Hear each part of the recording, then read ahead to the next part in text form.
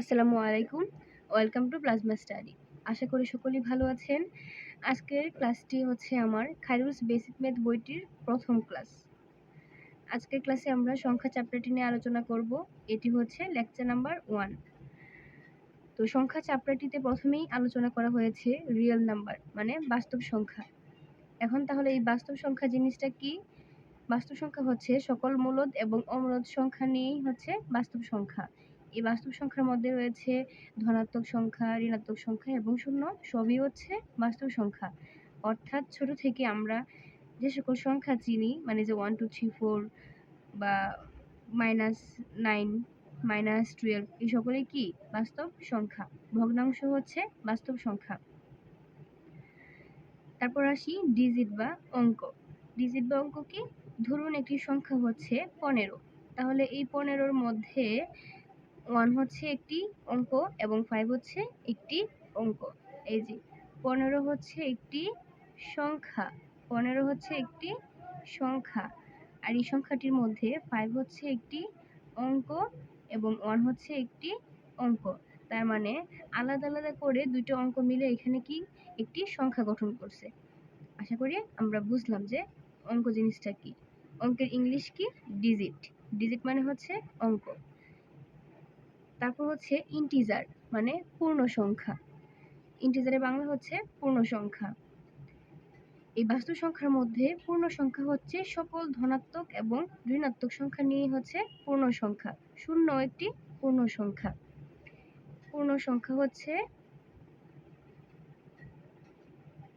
পূর্ণ সংখ্যা। ধরুন এটি হচ্ছে একটি সরল রেখা। এই রেখাটি সংখ্যা রেখা বলতে বলা যায়।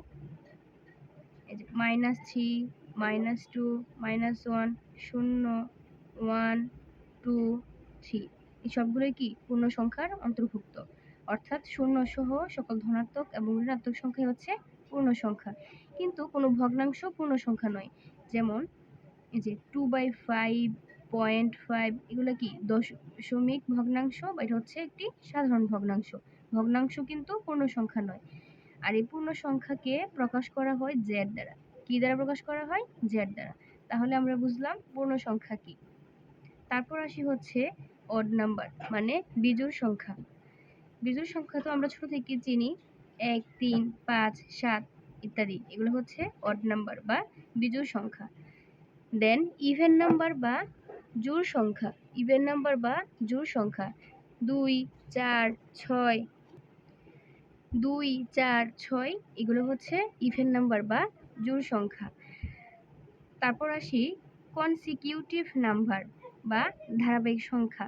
ধারাবাহিক বলতে আমরা কি বুঝি? আসলে একটার পর আরেকটা, যেমন একের পরে 2 3 4 এভাবে। তারপর হচ্ছে ধরুন মানে একটা নির্দিষ্ট দূরত্ব বজায় রাখবে অলওয়েজ, এটা হচ্ছে ধারাবাহিক। যেমন 13 15 17, এখানে প্রতিবার তফাৎ কত? 2। তাহলে 13 15 17 19, এগুলো হচ্ছে একটি ধারাবাহিক সংখ্যা ক্রম। তাহলে আমরা বুঝলাম ধারাবাহিক জিনিসটা কি। আবার ধরুন 12, তারপর 14, তারপর আবার 15, এগুলো কিন্তু ধারাবাহিক সংখ্যা হবে না। কেননা ধারাবাহিক সংখ্যা মানে হচ্ছে ওই যে একটা রুলস মেনে চলবে প্রতিবার। যদি তফাৎ থাকে তাহলে সেম ক্ষেত্রে সেম তফাৎ থাকবে প্রতিবার। আশা করি বুঝতে পেরেছেন। তারপর আসি ডিভিজল বা বিভাজ্য। ডিভিজিবল বা বিভাজ্য। বিভাজ্য মানে কি? ভাগ। অর্থাৎ একটা সংখ্যাকে যদি নিঃশেষে ভাগ করা যায় সেটি হচ্ছে বিভাজ্য। যেমন ধরুন 12, 12কে নিঃশেষে ভাগ করা যায়। যেমন 12কে যদি আমরা 6 দ্বারা ভাগ করি তাহলে 6 দুগুণে 12, অর্থাৎ নিচে আর ভাগশেষ থাকতেছে না।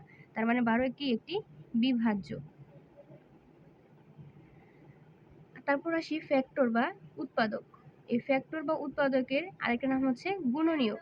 মানে কোনো সংখ্যাকে যে সকল সংখ্যা দ্বারা ভাগ করা যায় ওই সংখ্যাগুলি হচ্ছে ফ্যাক্টর বা উৎপাদক।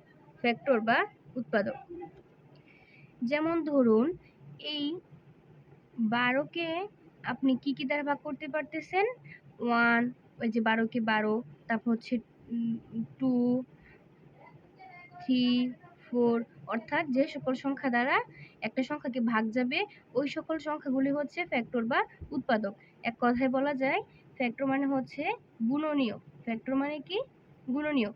যেমন ধরুন 18, তাহলে এই 18 সংখ্যাটিকে কি কি দ্বারা ভাগ করা যায়? 1, 9 2 18, 2, তারপর 6, তারপর 3, 1 2 3, 6, 9 ইত্যাদি। এগুলো হচ্ছে কি 18 এর উৎপাদক অথবা গুণনীয়ক অথবা কি ফ্যাক্টর। আশা করি আমরা বুঝলাম ফ্যাক্টর জিনিসটা কি।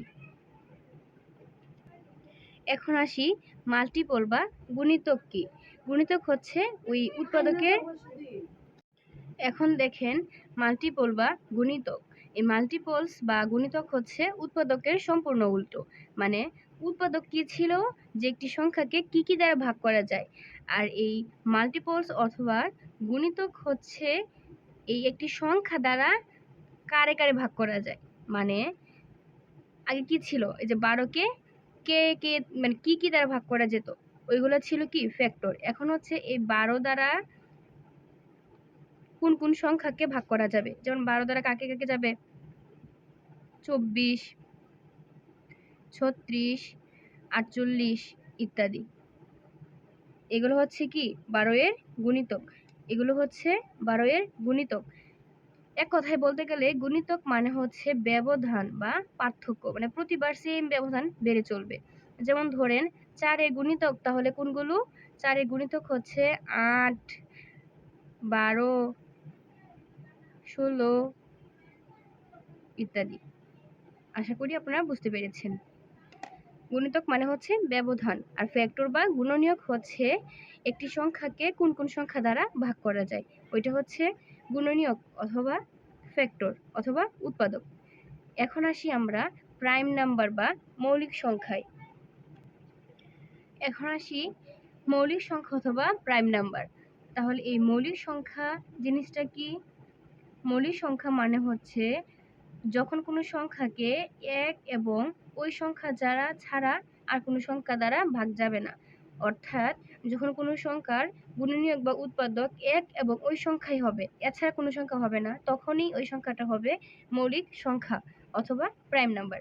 যেমন ধরুন 2, এই 2কে এই যে 1 আর 2 ছাড়া কি আর কিছু দ্বারা ভাগ করা যাবে? যাবে না। তার মানে এই 2 হচ্ছে একটি মৌলিক সংখ্যা। তারপর ধরুন 5, এই 5কে কি কি দ্বারা ভাগ করা যাবে? 5 একে 5, 1 আর হচ্ছে কি 5। এই 5কে কি আর কোনো সংখ্যা দ্বারা আপনি ভাগ করতে পারবেন? পারবেন না। তাই এই 5 হচ্ছে একটি মৌলিক সংখ্যা।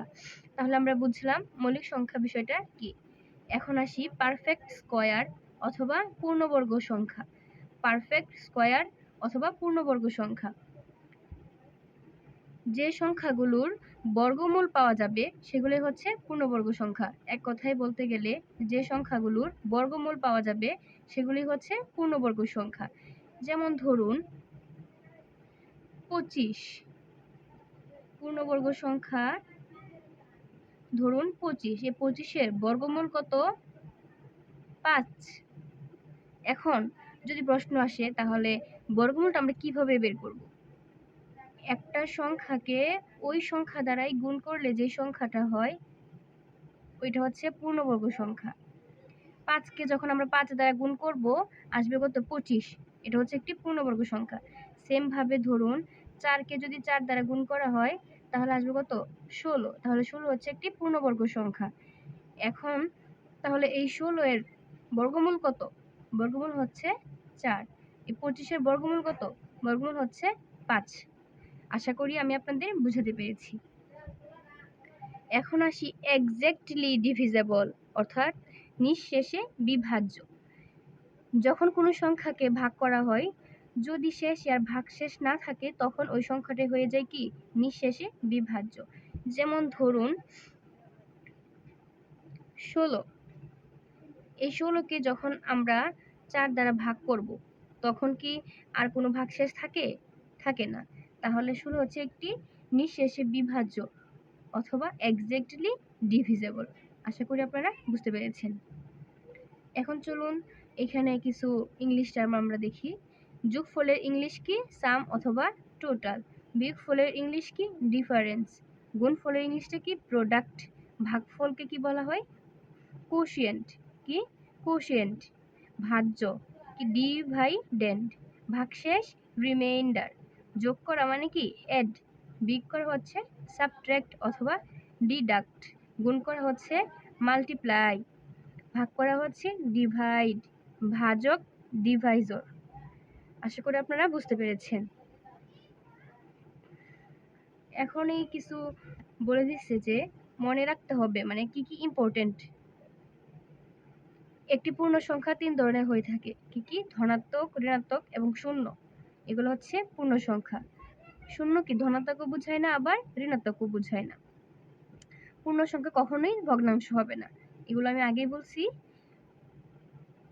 তারপর হচ্ছে এক কি? একটি মৌলিক সংখ্যা নয় বা যৌগিক সংখ্যাও নয়। এক হচ্ছে সৃষ্টির আদি সংখ্যা এবং গণনার একক। তাহলে আজকের ক্লাসে আমরা কি পড়লাম? বাস্তব সংখ্যা। কি পড়েছি? বাস্তব সংখ্যা। এখন দেখি আমরা এই বাস্তব সংখ্যার একটি চার্ট দেখব। এই বাস্তব সংখ্যার মধ্যে কি কি রয়েছে? মূলদ সংখ্যা এবং অমূলদ সংখ্যা। মূলদ এবং এই বাস্তব সংখ্যার মধ্যে কি কি রয়েছে? মূলদ সংখ্যা এবং অমূলদ সংখ্যা। আবার এই মূলদের মধ্যে কি কি রয়েছে? পূর্ণ সংখ্যা এবং ভগ্নাংশ। আর আমরা তো আলোচনা দেখে আসছি আগে। পূর্ণ সংখ্যা কোনগুলো? শূন্য সহ সকল ধনাত্মক এবং ঋণাত্মক সংখ্যাই হচ্ছে পূর্ণ সংখ্যা।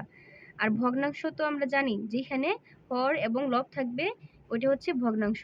যেমন ধরুন 2/5, এখানে 5 হচ্ছে একটি হর আর 2 হচ্ছে লব।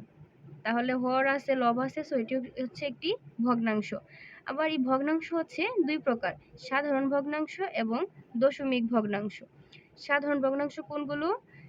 প্রকৃত এবং অপ্রকৃত ভগ্নাংশ। মিশ্র ভগ্নাংশ, এগুলো হচ্ছে সাধারণ ভগ্নাংশ। আর দশমিক মানে কি? যে ভগ্নাংশের মধ্যে দশমিক থাকবে, অর্থাৎ যেমন ধরুন 2.5, এটি হচ্ছে একটি দশমিক ভগ্নাংশ। আবার এখানে ধনাত্মক সংখ্যার মধ্যে হচ্ছে আবার মৌলিক সংখ্যা 1, আবার হচ্ছে কি যৌগিক সংখ্যা। কোশ্চেন আসতে পারে এক কোন ধরনের সংখ্যা? এক কিন্তু মৌলিক সংখ্যাও নয়, আবার যৌগিক সংখ্যাও নয়। এক হচ্ছে সংখ্যা গণনার একক। আবার দশমিক ভগ্নাংশের মধ্যে সসীম দশমিক ভগ্নাংশ, আবার আছে হচ্ছে অসীম আবৃত। সসীম মানে কি? যার সীমা আছে।